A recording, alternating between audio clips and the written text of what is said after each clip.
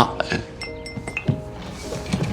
Tapoter le bord de sa tasse, franchement, c'est quand on appelle ça bonne, pas son épouse. Et je considère que c'est un honneur de prendre soin de lui. Hilar, elle ne pouvait que lever son verre. Elle a fait une excuse banale, puis elle est partie. Quelques jours plus tard, Bass était en train de faire les courses au supermarché. Elle a alors entendu Hilar parler à ses amis. Elle parlait de Robert, Bass s'est approché, a posé son oreille. Il dit qu'il l'a vue sur le parking d'un petit restaurant. Rob embrassait l'une de leurs serveuses. Non. Tu vas le dire à sa femme?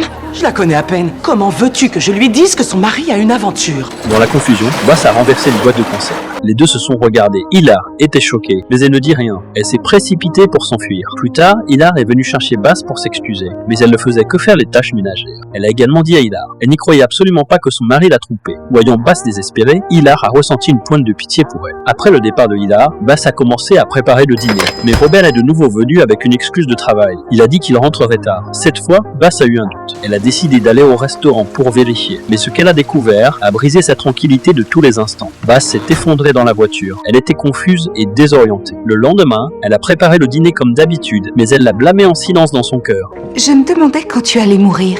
je ne vais pas mourir avant longtemps. Ça, tu n'en sais rien.